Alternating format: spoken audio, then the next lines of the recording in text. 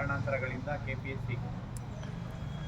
ಸಿಯಿಂದ ನಾನು ಅಂದ್ಕೊಂಡಿದ್ದು ಈ ಹೋರಾಟಕ್ಕೆ ಬಂದಿದ್ದೇನಪ್ಪ ಉದ್ದೇಶ ಏನಂತಂದರೆ ಯು ಪಿ ಎಸ್ ಸಿ ಮತ್ತು ಕೆ ಪಿ ಎಸ್ ಸಿ ಎರಡು ಕಾನ್ಸ್ಟಿಟ್ಯೂಷನ್ ಬಳಿ ಹೌದಾ ಇಲ್ವಾ? ಯಾಕೆ ಯು ಪಿ ಎಸ್ ಸಿಯಲ್ಲಿ ಎವ್ರಿ ಇಯರ್ ನೋಟಿಫಿಕೇಶನ್ ಆಗುತ್ತೆ, ಕೆ ಪಿ ಎಸ್ ಸಿಲಿ ಯಾಕೆ ಆಗಲ್ಲ?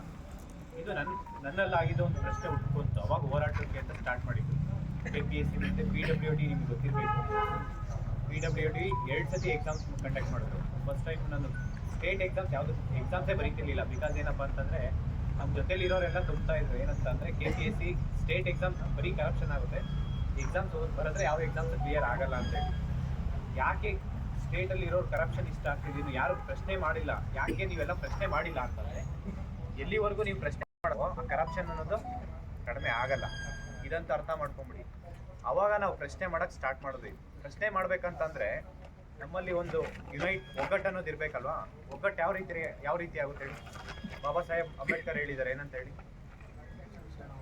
ಶಿಕ್ಷಣ, ಹೋರಾಟ, ಸಂಘಟನೆ ಮಾಡ್ಬೇಕಂತೇಳಿ. ಸಂಘಟನೆ ಮಾಡ್ಬೇಕಂತಂದ್ರೆ ನಾವು ಒಂದು ಸಂಘಟನೆ ಹುಟ್ಟಾಕಿದ್ರೆ ಇವತ್ತು ಒಂದು ಸಂಘಟನೆಯಿಂದ ಇಡೀ ಕರ್ನಾಟಕದಲ್ಲಿ ಪ್ರತಿಯೊಂದು ಡಿಪಾರ್ಟ್ಮೆಂಟಲ್ಲೂ ಏನಾದರೂ ಸಮಸ್ಯೆ ಇದೆ ಅಂತಂದ್ರೆ ವಿತಿನ್ ಎ ಡೇಲಿ ಸ್ಪಂದಿಸಿದಾರಾ ಇಲ್ವಾ?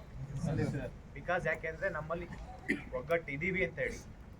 ಆದರೆ ನಮ್ಮಲ್ಲಿ ಒಗ್ಗಟ್ಟು ಇಲ್ಲ ಅಂತ ಯಾವಾಗ ತೋರಿಸ್ಕೊಂತೀವೋ ಅವಾಗ ಅವ್ರು ಸ್ಟಾರ್ಟ್ ಮಾಡ್ತಾರೆ ಕರಪ್ಷನ್ ಮಾಡೋದಕ್ಕೆ.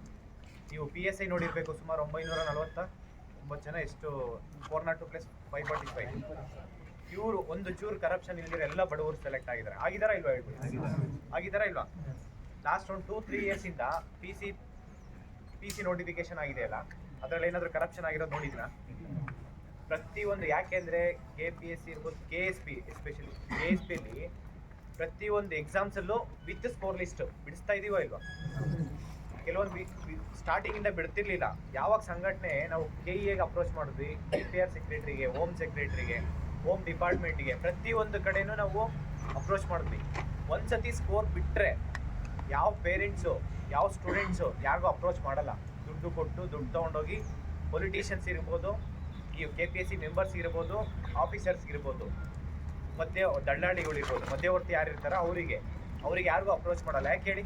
ಒಂದ್ಸತಿ ಲಿಸ್ಟ್ ಬಿಟ್ಟರೆ ಇವ್ರು ಸೆಲೆಕ್ಟ್ ಆಗ್ತಾರೆ, ನಾನು ಸೆಲೆಕ್ಟ್ ಆಗ್ತೀರಾ, ಇವ್ರು ಸೆಲೆಕ್ಟ್ ಆಗ್ತೀರಾ ಗೊತ್ತಾಗುತ್ತಲ್ಲ. ಯಾಕೆ ಹೇಳಿ? Because of score. ಎಲ್ಲರದು ಟ್ರಾನ್ಸ್ಪರೆನ್ಸಿ ಮೇಂಟೈನ್ ಮಾಡ್ತೀವಿ, ಹೌದಾ ಇಲ್ವಾ? ನಿಮಗೆ ಗೊತ್ತಿರಬೇಕು, ವಿಲೇಜ್ ಅಕೌಂಟೆಂಟು 1000 ವೇಕೆನ್ಸಿ ಇತ್ತು, ನೋಟಿಫಿಕೇಶನ್ ಮಾಡಿದ್ದು ಎಲ್ಲ ಡಿಸ್ಟಿಕ್ ವೈಸು, ಎಸ್ಪೆಷಲಿ ತುಮಕೂರು. ಅವ್ರು ಯಾವ ರೀತಿ ಚೇಂಜ್ ಮಾಡಿದ್ರು ಗೊತ್ತಾ? ಕಂಪ್ಲೀಟ್ ಲಿಸ್ಟೇ ಚೇಂಜ್ ಮಾಡ್ಕೊಂಡಿದ್ರು. ನಾನು ರಾಜಾಜಿನಗರದಲ್ಲೂ ಕಂಪ್ಲೇಂಟ್ ಮಾಡಿದ್ದೆ, ಚಂದ್ರ ಲೇಔಟಲ್ಲಿ ಕಂಪ್ಲೇಂಟ್ ಮಾಡಿದೆ. ಇಡೀ ರಾತ್ರಿ ನನಗೆ ಅಲ್ಲಿರೋ ಒಂದು ತಹಸೀಲ್ದಾರು ಏನಿಲ್ಲ ಅಂದರೆ ಒಂದು 10 ಟೈಮ್ಸ್ ಕಾಲ್ ಮಾಡಿದ್ದಾರೆ. ಸರ್ ವಿಡಿಯೋ ಡಿಲೀಟ್ ಮಾಡಿ ಸರ್, ನಾನು ಮೇಡಮ್ ಹತ್ರ ಮಾತಾಡಿದ್ದೀನಿ. ಅವತ್ತು ಸಂಡೇ ಇದೆ, ನೀವು ಬೇಕಾದ್ರೆ ಹೋಗಿ ನೋಡಿ. ಬೇಕಾದ್ರೆ ಸಂಡೇ ಇದ್ದರೂ ಕೂಡ ಅವರು ಡಿ ಸಿ ಮನೆಗೆ ಹೋಗ್ತೀರಾ ರಾತ್ರಿ ಎಲ್ಲ ಕುತ್ಕೊಂಡು, ಅವರು ರಾತ್ರಿ 12 ಗಂಟೆ ಒಳಗಡೆ ಬಿಡ್ತೀನಿ ಅಂತ ಹೇಳಿದ್ರು. ಅವ್ರು 12 ಗಂಟೆ ಒಳಗಡೆ ಬಿಡೋ ತನಕ ನಾನು ವಿಡಿಯೋ ಡಿಲೀಟ್ ಮಾಡಿರಲಿಲ್ಲ. 12 ಗಂಟೆಗೆ ವಾಪಸ್ ಮತ್ತೆ ಕಾಲ್ ಮಾಡಿದ್ರು ಅವರು. ವಾಪಸ್ ಕಾಲ್ ಮಾಡಿ, ಸರ್ ಇದು ನಾವು ರಾತ್ರಿ ಎಲ್ಲ ಇಲ್ಲೇ ಇದೀವಿ